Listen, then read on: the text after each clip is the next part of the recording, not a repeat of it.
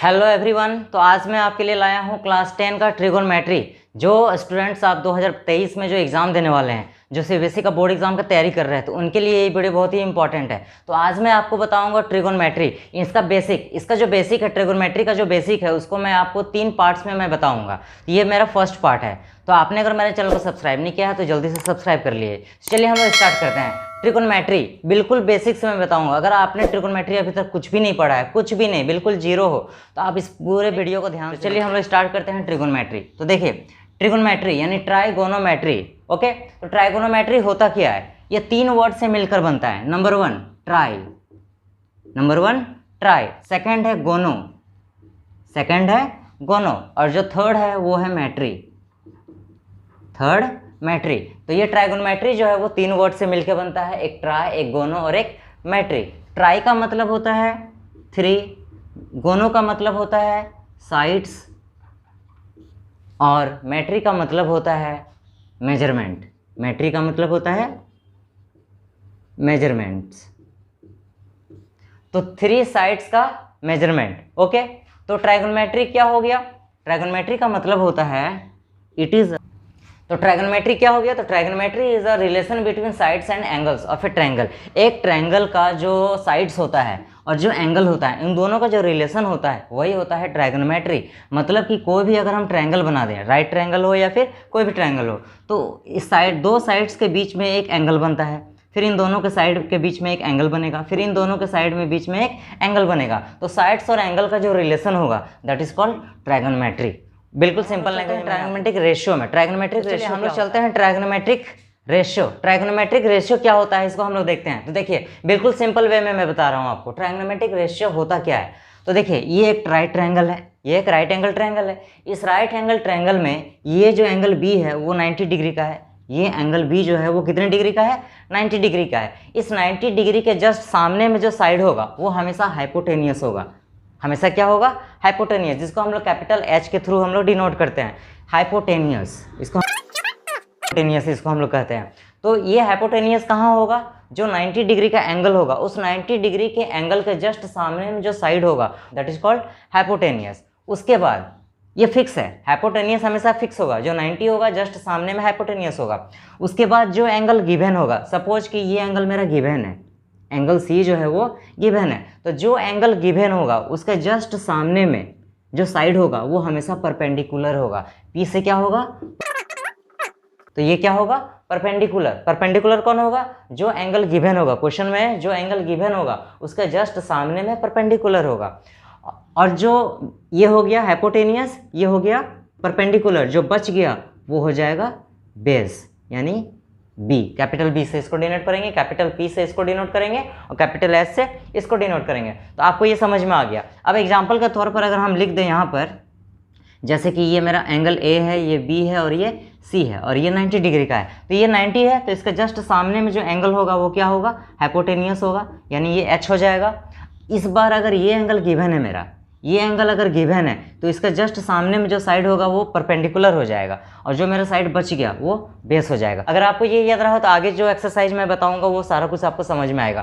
तो ये 2 चीज़ आपको बिल्कुल अच्छे से कंसेप्ट के साथ में आपको याद रखना है। नंबर 1 अगर मैं फिर से रिपीट कर देता हूँ, जो एंगल गिवन होगा उसका जस्ट सामने में परपेंडिकुलर होगा, और जो 90 डिग्री होगा उसके जस्ट सामने में हाइपोटेनियस होगा। जब आप परपेंडिकुलर और हाइपोटेनियस को जब आप जस्टिफाई कर देते हो तो जो साइड बच जाता है वो क्या हो जाता है? बेस हो जाता है। तो ये चीज़ आपको समझ। हम लोग आते हैं ट्राइगोनोमेट्रिक फंक्शन। ट्राइगोनोमेट्रिक फंक्शन क्या होता है? तो देखिए इसमें मैं आपको एक ट्रिक बता रहा हूँ। 2 तरह का ट्रिक होता है, जो मैं दोनों में से जो आपको ईजी लगे वो आप याद कर लीजिएगा। नंबर 1, पाकिस्तान भूखा प्यासा, हिंदुस्तान हरा भरा।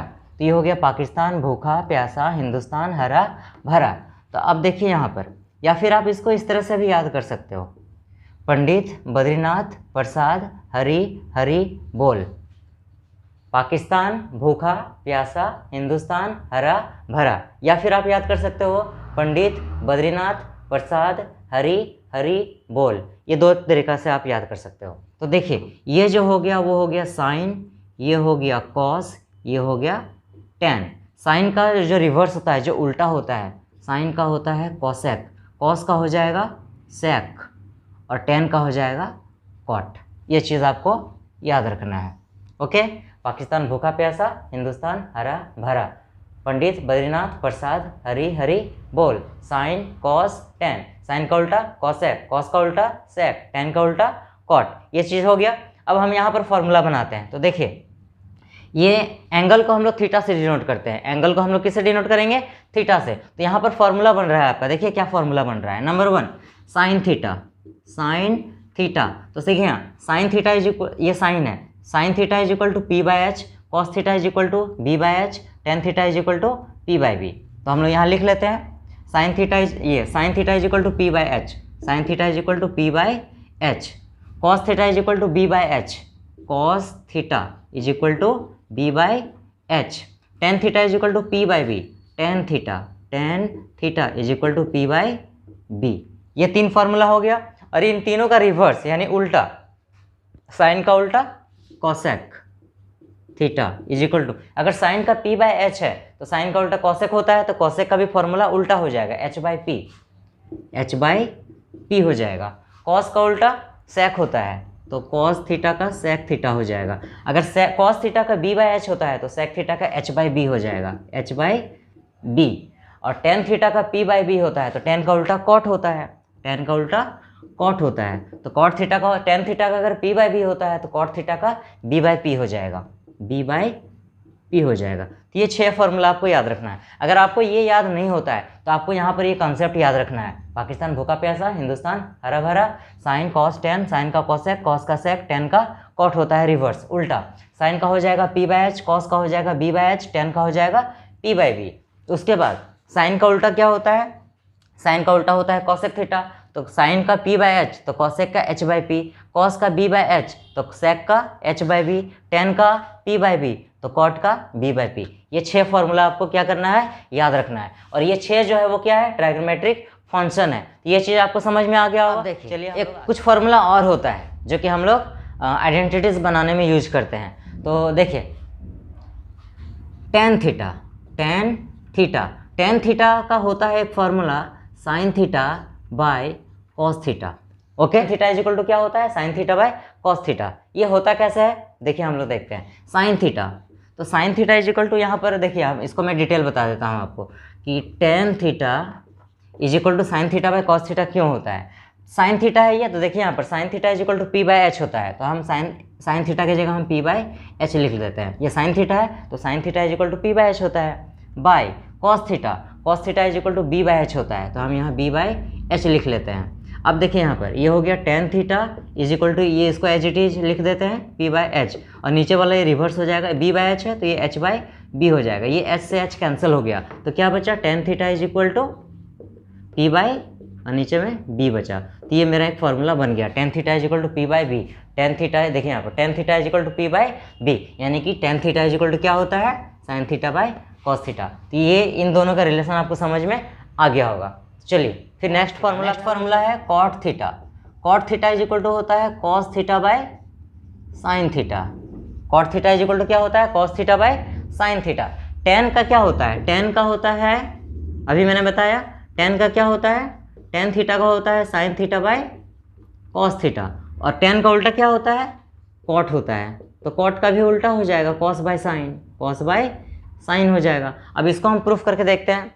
क्या यहाँ पर कॉट थीटा, ये हो गया आपका cot theta is equal to cos theta by sine theta. तो ये कॉस थीटा है, तो देखिए cos theta is equal to B by H होता है, B by H upon sine theta is equal to P by H होता है, P by H. अब ये हो गया आपका as it is cot theta, ये ऊपर वाला as it is B by H into P by H, ये एच बाय पी हो जाएगा, ये दोनों कैंसिल आउट हो जाएगा, तो बचेगा cot theta is equal to, ऊपर में बी बचा और नीचे में पी बचा, ये हो गया। यानी cot theta is equal to B by P. देखिए यहाँ पर cot theta is equal to B by P आ गया। तो इस फॉर्मूला को याद रखना है आपको, cot theta is equal to cos theta by sine theta क्यों होता है, तो इन दोनों का रिलेशन आपको समझ में आ गया। चलिए हम sine theta is equal to होता है 1 बाय कॉसेक थीटा। इसको भी आप प्रूफ कर सकते हो इस फॉर्मूला पे पुट करके, मैं आपको फॉर्मूला लिख दे रहा हूँ केवल। तो sine theta is equal to क्या होता है? 1 बाय कॉसेक थीटा। उसी तरह cosec theta is equal to क्या होता है? कॉसेक थीटा होता है 1 by sine theta, 1 by sine theta.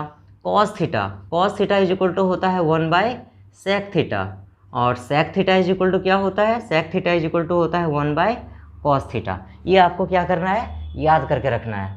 Okay, आपको ये सब जो है वो आइडेंटिटीज़ में आपको काम आएगा। तो एक वीडियो में बेसिक और बनाऊंगा जिसमें मैं पूरा आइडेंटिटीज़ का पूरा बेसिक फॉर्मूला में बताने वाला हूँ। ओके, तो आपने अगर मेरे चैनल को अभी तक सब्सक्राइब नहीं किया तो जल्दी से सब्सक्राइब कर लीजिए, क्योंकि इसका नेक्स्ट वीडियो मैं जल्दी लाने वाला हूँ। Thank you, bye bye.